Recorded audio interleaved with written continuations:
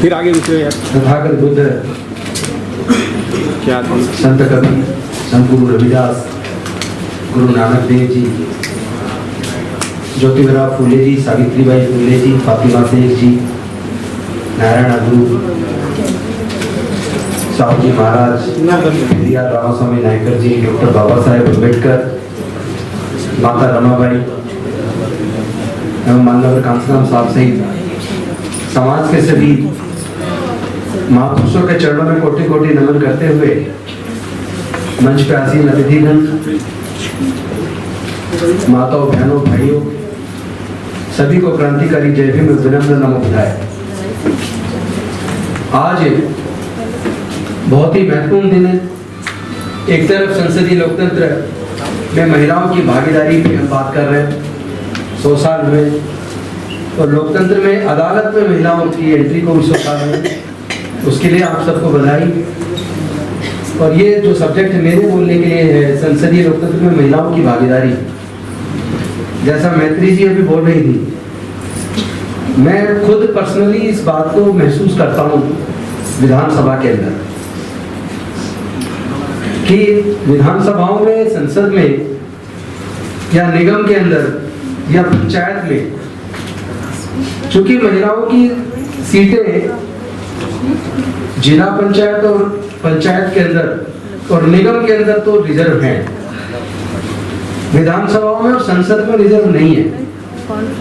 लेकिन जहां पर रिजर्व हैं वहां भी हालात ये है कि महिला ग्राम प्रधान होगी, लेकिन उसका सारा काम जो प्रधान को करना चाहिए, वो मेरा अनुभव है कि उनके पति या मेल मेंबर्स, पति या पुत्र या मेल मेंबर्स उसका सारा काम देखते हैं। अपवाद हो सकता है कहीं, और निगम में भी हम देखते हैं, और विधानसभा में मेरी बहुत साथी महिलाएं हमारी विधायक हैं,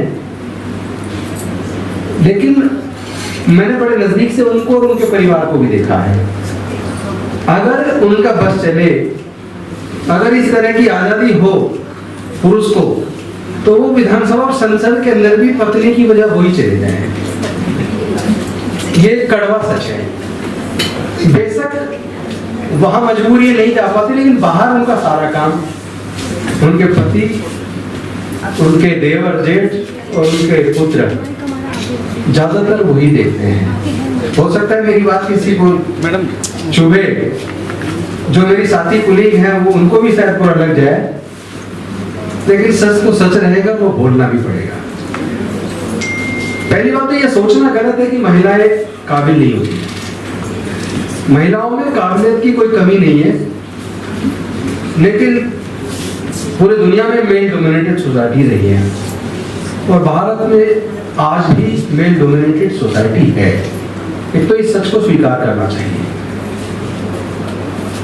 आप याद कीजिए, जब डॉक्टर बाबा साहेब अम्बेडकर 1951 में हिंदू कोड बिल लेकर आए, पूरा का पूरा सदन, संसद के सभी सदस्य डॉक्टर बाबा साहेब अम्बेडकर के खिलाफ हो गए, और हिंदू कोड बिल जिसमें महिलाओं के हक अधिकार की बात थी, वो बिल गिर गया। और डॉक्टर बाबा साहेब अम्बेडकर ने रिजाइन किया कि अगर मैं अपने देश की महिलाओं को उनका हक अधिकार ना दिलवा सका, तो फिर मुझे कानून मंत्री बने रहने का कोई हक नहीं है। दुख तब होता है जब उस लड़ाई को में जो भागीदारी बननी चाहिए महिलाओं की, जब वो नहीं बनती है। कोई किसी से पूछे आपकी पत्नी क्या करती है, अगर वो नौकरी में है तो वो बताएंगे कि वो जज है, वकील है, या कलेक्टर है, या कुछ है। और अगर वो घर पे है, नौकरी में नहीं है, कहते कुछ नहीं करती, वो हाउस वाइफ है।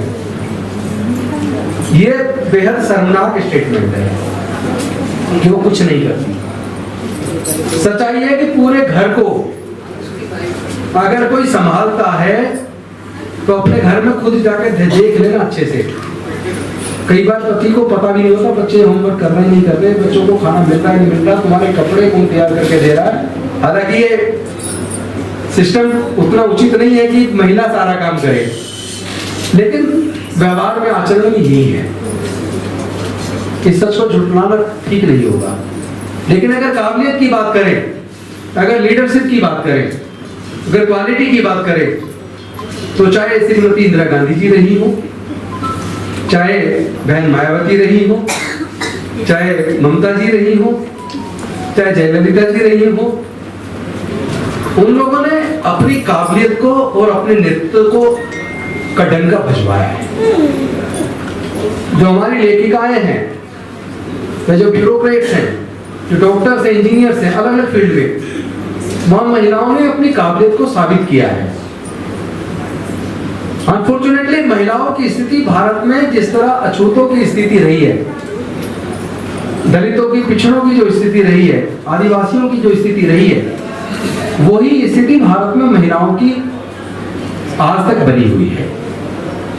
और मेरा ये मानना, पुरुष तो जिम्मेदार है, लेकिन इसमें महिलाएं भी काफी हद तक जिम्मेदार हैं। अगर अपनी लड़कियों को वो अपने लड़कों के बराबर खाने पीने में और व्यवहार में, आचरण में, उड़ने पहनने में, घर से निकलने में प्रतिबंध अगर कोई लगाता है तो महिला ही लगाती है। मैं राजनीति में आने से पहले 22 साल मैंने वकालत की है, और अपने वकालत के अनुभव से आपको बताता हूँ। चूंकि जब पिटीशंस पढ़ते थे, एलिगेशंस पढ़ते थे, ये एलिगेशन रेयर मिलता था कि ससुर ने दहेज मांगा या ससुर ने गाली दी या बदतमीजी की। 90% केसेस में एलिगेशन सास के ऊपर होते हैं। उत्पीड़न 90% केस में सास करती है। तो मेरा मतलब कहने का मतलब यह है कि व्यवस्था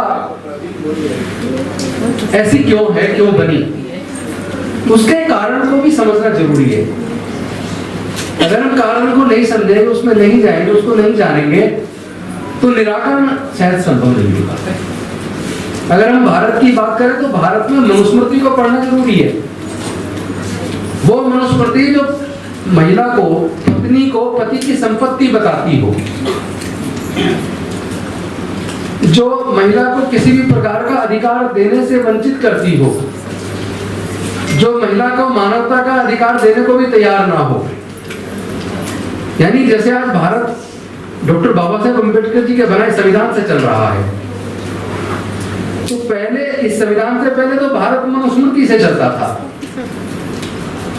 और मनुस्मृति में महिला को संपत्ति का अधिकार नहीं है। पुरुष के बराबर तो छोड़िए, उसको तो इंसानियत का भी अधिकार नहीं है। और उसी व्यवस्था को, जो व्यवस्था किसी को जन्म से नीच, किसी को जन्म से ऊंच बनाती हो, जो व्यवस्था महिलाओं को संपत्ति और प्रॉपर्टी की तरह देखती हो, और अगर महिलाएं भी उस व्यवस्था को ही पाल पोस रही हो, तो समाधान कैसे होगा? मुझे लगता है कि हमें सबको मिलके इस पे काम करने की जरूरत है। महिला भी अपने नेतृत्व को मजबूत करे। अगर महिला पंच है तो, अगर वो प्रधान है तो है, अगर वो सांसद है तो है, विधायक है तो है, उसको बिल्कुल अपने अधिकार को अपने पास रखना चाहिए। अपने बच्चों को पति को नहीं देना चाहिए। लेकिन आचरण में जो चल रहा है, इसमें मुझे लगता है कि जो पुरुष का पुरुषार्थ है वो सबसे बड़ा कारण बना हुआ है। मेल डोमिनेटेड जो एक व्यवहार और आचरण में उतर आया है, उसको बदलने की जरूरत है। और वो उसमें महिलाओं को भी आगे आना पड़ेगा। पुरुषों को तो करना ही पड़ेगा, साथ देना पड़ेगा, महिलाओं को स्वयं आगे आना होगा। महिलाओं को अपनी लड़कियों में ये, उनको ये सिखाना ही नहीं चाहिए कि तुम कमजोर हो। जब माँ लड़की को कहती है तुम कमजोर हो, या तुम घर से बाहर ऐसे टाइम पे मत निकलो, ऐसे कपड़े मत पहनो, तो वही उसी क्षण हम महिला ही कमतर आंक देती है। और ये तो एक नेगेटिव पक्ष है, लेकिन एक पॉजिटिव पक्ष भी है। केवल नेगेटिव पे चर्चा करेंगे तो बात नहीं बनेगी। पॉजिटिव पक्ष ये है कि महिलाओं ने पूरी दुनिया के अंदर अपनी काबिलियत और अपना नेतृत्व साबित किया है। महिला के बिना दुनिया चल ही नहीं सकती, जीवन नहीं चल सकता। महिला जितना दर्द बर्दाश्त कर सकती है महिला, जितनी शक्तिशाली है, जो सहन शक्ति महिला के अंदर है पुरुष में नहीं है। और महिलाओं को जब जब मौका मिला,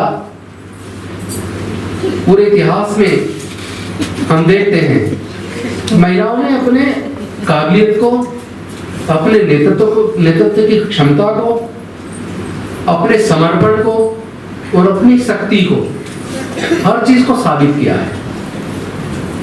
हमें जो माइंडसेट हमने बना लिया, इस माइंडसेट को बदलने की जरूरत है। जो अभी ये पत्रिका जो आपने निकाली है, इसमें समता, आजादी और अधिकार, इन 3 शब्दों पर केंद्रित ये पत्रिका है। लेकिन आज देश में कहीं समता नजर आती है क्या? आजादी कहीं नजर आती है? अधिकार कहां है? जो भारत का संविधान ये सारे अधिकार देने की बात करता है, जिसकी शपथ लेकर हम एमएलए, एमपी बनते, मंत्री बनते, राष्ट्रपति बनते, जज बनते हैं, उसी शपथ को हम शपथ लेने के बाद तोड़ देते हैं। जो फंडामेंटल राइट, चाहे वो freedom of speech and expression हो या दूसरे बाकी अधिकार हो, मैं मानता हूं उसमें रीजनेबल रेस्ट्रिक्शंस हैं। लेकिन आज जिस तरह चुन चुन के बोलने की आजादी लोगों की खत्म की जा रही है, उन पे झूठे मुकदमे बनाकर उनको जेल में डाला जा रहा है। जो पत्रकार बीजेपी का प्रवक्ता बन जाता है, उसको गुणगान होता है, उसको सारी सरकारों के पूरे विज्ञापन मिल रहे, वो पत्रिकाएं, वो न्यूज चैनल पनप रहे, वो अमीर हो रहे। और जो सच की बात करे उसके छापे लग रहे हैं, उनको अरेस्ट किया जा रहा है, उन पत्रकारों को जेल में डाला जा रहा है। तो स्वतंत्रता बची कहां है? समता का व्यवहार है नहीं, अधिकार किताबों में रह गया है। जो लोग जिस संविधान की शपथ लेते हैं, आर्टिकल 51 पढ़ लीजिए आप, इंडियन कॉन्स्टिट्यूशन का जो फंडामेंटल ड्यूटीज की बात कर रहे हो, वो साइंटिफिक टेम्परामेंट की बात भी करता है। साइंटिफिक टेम्परामेंट तो आज बिल्कुल भी नहीं है। जो बात अब से करीब 800-900 साल पहले संत कबीर ने बोल दी, आज आप बोल दो। जस्टिस कुलदीप पाटिल जी सही कह रहे थे, तो जेल में जाने का डर लगा रहता है लोगों को। लेकिन मैं पाटिल साहब की इस बात से सहमत हूं, हमें अब जेल में जाने के डर से बाहर निकलना होगा। अगर हमारे स्वतंत्रता सेनानी इस बात से डरते कि जेल में डाल दिए जाएंगे, तो क्या भारत आजाद होता? कुछ लोगों को तो कुर्बानी देनी पड़ेगी। और मैं इस बात को मानता हूं कि हमें स्वयं को, अपने को तैयार करना चाहिए कि हम कुर्बानी, बड़ी से बड़ी कुर्बानी के लिए तैयार हैं। केंद्र की सरकार या कोई भी ऐसी एजेंसी जांच कर ले, मुकदमा बना दे, जेल में डाल दे, जो मर्जी कर दे, लेकिन हम बोलना बंद नहीं करेंगे। बिना बोले काम चलेगा नहीं, वरना सब खत्म तो ऑलमोस्ट हो गया है। जो अधिकार डॉक्टर बाबा साहब अम्बेडकर दे कर गए, सुनिश्चित कर गए, 70% को जा चुके हैं, हमारी आंखों के सामने चले गए। हम लोगों ने जितना विरोध मजबूती से करना चाहिए था वो नहीं किया। लेकिन आज भी अगर हम इस लड़ाई को सही दिशा में एकजुट होकर मजबूती के साथ लड़े, तो शायद कुछ बच गए, वरना तो डेमोक्रेसी ही खतरे में है।